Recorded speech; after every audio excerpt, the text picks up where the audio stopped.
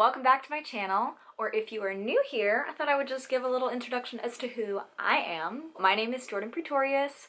I'm a professional dancer here in the Atlanta area. I've done a couple of contracts with Norwegian Cruise Line, got to be part of the original cast of Blazing Boots, choreographed by Chase Benz, as well as Swing the Musical, choreographed by Lynn Taylor Corbett. I've also done numerous musicals here in the Atlanta area with theaters like the Alliance Theater, City Springs Theater, Atlanta Lyric Theater. So I have been fortunate enough to do a few things here in the TV and film industry. Got to be a part of Step Up High Water, also The First Lady, which just was released recently on Showtime.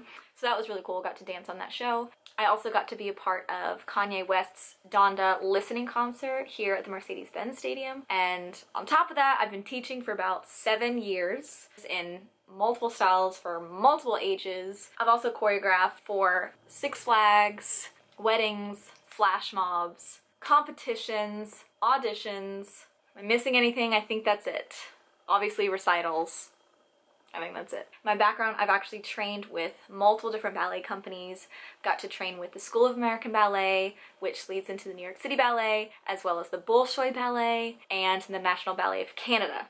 Obviously, I went towards the musical theater realm, which I love and I'm obsessed with. Plus, I'm a mom of 2 very beautiful girls, one of which is only a month old. I'm sitting in her nursery right now. Now you might be wondering, why did I literally just spit out my resume to you? Well, I'm glad you asked, because I believe it gave me more credibility as to what I'm about to talk about, which is college pre-screen dance tips from a professional dancer.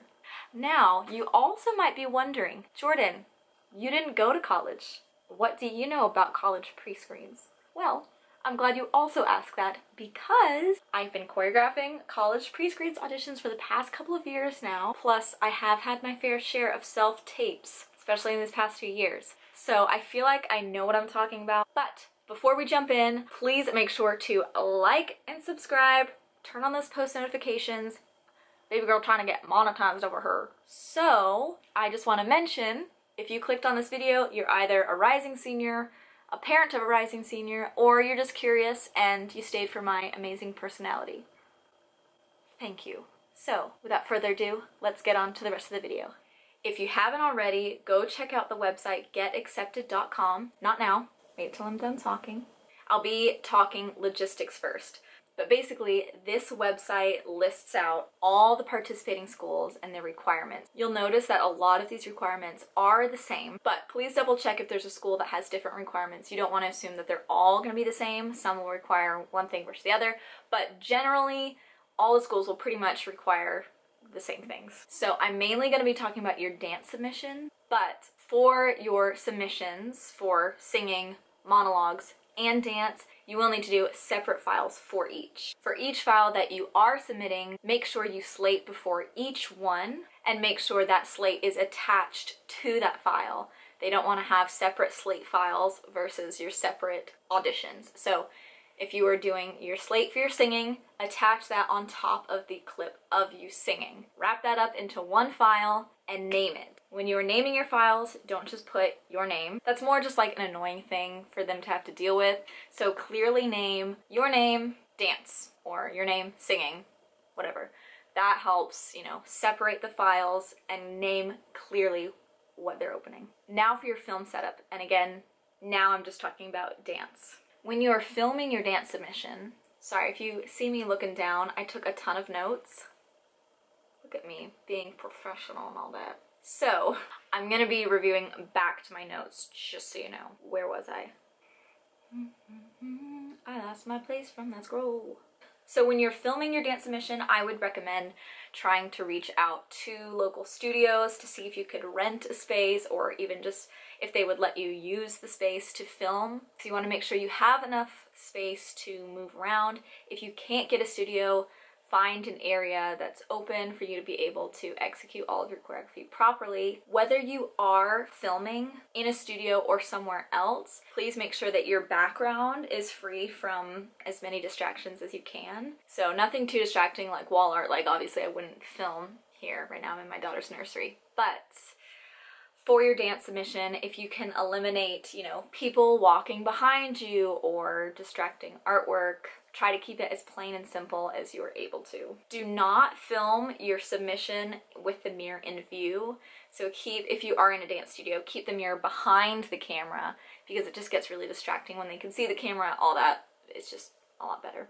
Now, when I mention camera, filming on your smartphone works just as fine. So if you have an iPhone or any other smartphone, that works. Especially nowadays, the quality is so much better in your phones. This probably wasn't the case a couple years ago, but now the quality in your iPhone is really good. So if you don't have a camera, don't feel like you have to go out and buy a new camera. You can just as well use your phone. My advice though, when you are filming on your smartphone, don't film it in selfie mode because then it can get a little blurry. The image isn't as clear on selfie mode, so I would recommend filming on this end. The picture is just so much crisper, sharper, overall better. If you have a tripod for your phone or your camera, I would recommend using it just to keep the video nice and smooth. If you don't have a tripod, you could use like books or something to prop it up just to keep it clean. So if you are able to avoid someone holding it, it could get a little shaky when you do that. Now, when filming, it's best to film horizontally like this. It's not required, but it's definitely a lot better because then you can get more in your video rather than having to follow along this way. So I would recommend all of your videos, whether it's dance, singing, or monologues, just keep it like this and keep your whole body in the frame when you're dancing. Try not to cut any parts off. For lighting, you want to make sure that you are well lit. They do not want to be seeing you dancing in silhouette. They want to be able to see your body move, see your facial expressions, see you really performing it. So make sure lighting is key. So make sure you're just in a well-lit room. You can use natural light like I'm doing here. Now for your slate, I mentioned this previously, but if you don't know what it is, it's basically your introduction before you do the thing. The requirements for your dance slate are to say your name, the title of the song you're dancing to, and who choreographed it. If you choreographed it yourself, you can just say choreographed by me. An example of a slate would be, hi, my name is Jordan Pretorius. I'm dancing to Fly Me to the Moon by Frank Sinatra, choreographed by me. How'd I do? Did I nail that slate?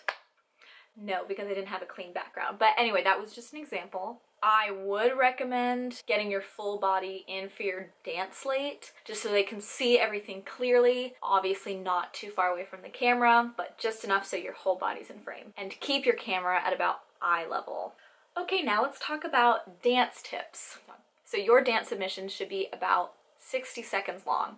Now that may vary from school to school. Some might be looking for 30, some 90, but generally 60 seconds is your average for most schools. You can dance to whatever style is your strong suit that you really want to show yourself off. So that could either be jazz, ballet, hip hop, musical theater, tap, contemporary, whatever. If you are doing ballet, don't submit bar work. They want to see how you can move through the music and really perform. When you are choreographing, or if you have someone else choreographing it for you, make sure you're putting in choreography that you know you can execute really well. Now is not the time to be trying new stunts and things. Like, if you know you're not good at turns, don't add turns in your combo. Right? Do stuff that you know shows you off. So if you have someone else choreographing your routine for you, I would definitely recommend having a meeting and kind of just discussing the things that you know you can do well versus the things that you cannot do really well. And that can help the choreographer so they can choreograph something that best fits your abilities. Now, do not use choreography that is already on the internet. So don't like find a fun combo online and just reuse that. You need to have something that is unique to you and your abilities. Also, I think this one's pretty obvious, but don't send in a dance submission a cappella. Dance to music. When you are filming yourself dance, the people watching really want to see you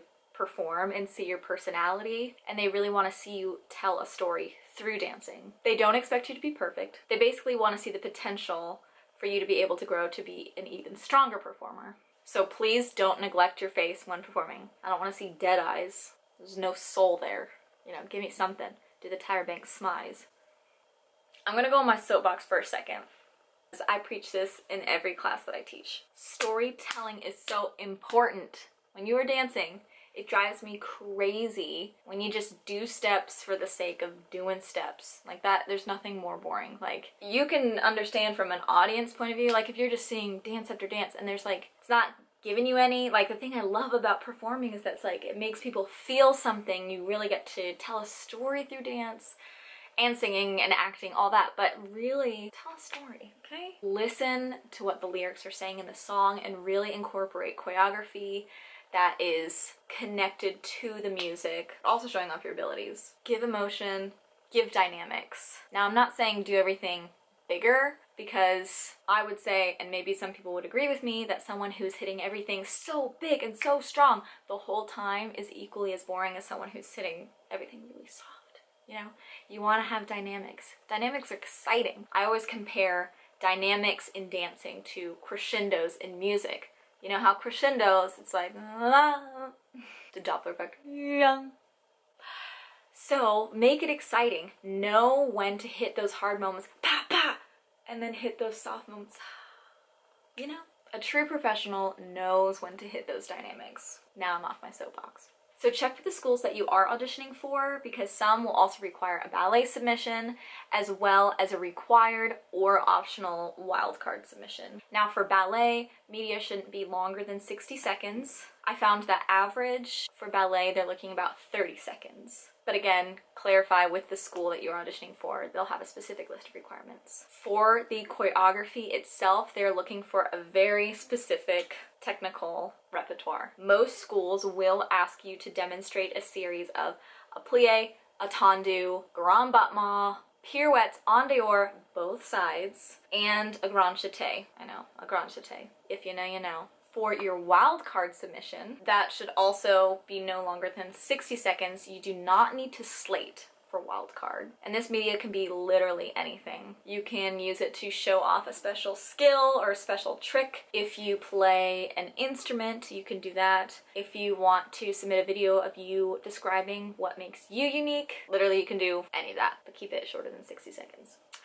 Now let's talk about hair and makeup. So, in general for ladies, or if you're a guy who has longer hair, you should have your hair at least out of your face. So I would not do a college pre-screen with my hair just like this, because, you know, while you're dancing, you can't really, I mean, sometimes you can see your face, but they want to see your face clearly. So I would recommend doing like a high ponytail, or like a half up, half down, just something that gets it out of your face, but try to not do, I know it's really popular, I can't do it right now, but to have like hairs in your face, because that's still kind of like getting all over the place.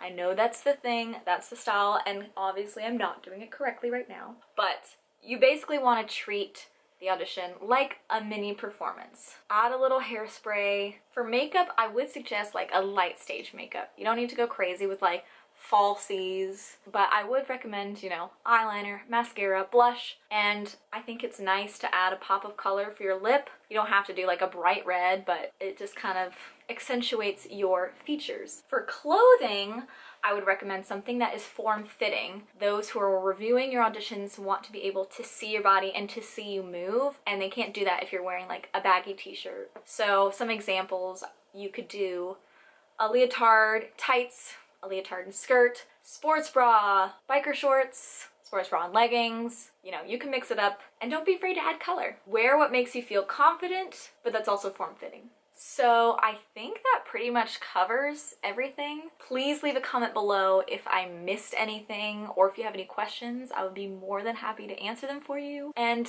thank you so much for watching. Break a leg for those of you who are auditioning this season, and I will see you in my next video. Bye!